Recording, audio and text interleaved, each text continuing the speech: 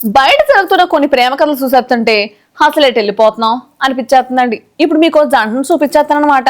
అసలు అలా గోలేందో కూర్చొని తెలుసుకోవడానికి ట్రై చేయండి. అది కాదులే అమ్మాయి, అసలు వాళ్ళ గోళ్ళ గురించి మనకెందుకు, మన గురించి ఆలోచించకుండా.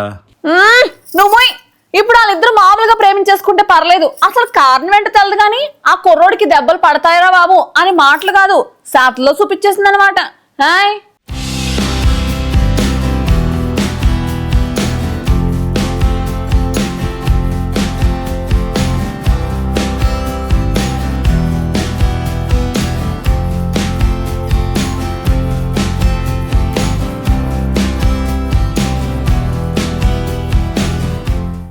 ప్రేమంటే ఏంటి?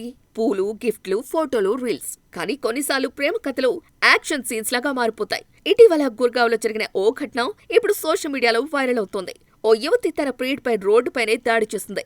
అది కూడా అందరూ చూస్తుండగానే జరిగింది. గొడవంటే మాటల యుద్ధం అనుకుంటాం, కానీ ఇక్కడ మాటలు కాదు, నేరుగా చెంపల మీద సౌండ్ ఎఫెక్ట్స్. అతని చెంపపై బలంగా కొడుతూ పోలీసులను పిలవటంటూ మరింత రెచ్చిపోయింది.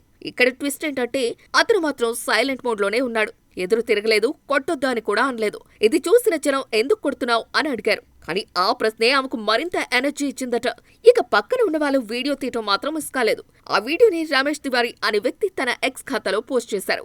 అంతే, సోషల్ మీడియాలో కామెంట్ల వరద పారింది. ప్రేమంటే భయమేస్తోంది, ఇలాంటి వాళ్ళతో ఉండటం కంటే సింగిల్ బతికే బెటర్, ఆమెను వెంటనే అరెస్ట్ చేయాలి అంటూ నెటిజన్లు రియాక్ట్ అవుతున్నారు. ఇక్కడ అసలు విషయం ఏంటంటే గొడవలు ఎవరికైనా వస్తాయి, కానీ పబ్లిక్ లో హింసకు దిగటం మాత్రం కోపం కంట్రోల్ చేసుకోకపోవటమే. ప్రేమలో గౌరవం ఉండాలి, భయం కాదు. ఇక్కడ మరో ప్రశ్న కూడా వస్తుంది. జనం చూస్తూ వీడియో తీయటం తప్ప ఎవరైనా నిజంగా పరిస్థితిని ఆపేందుకు ముందుకొచ్చారా?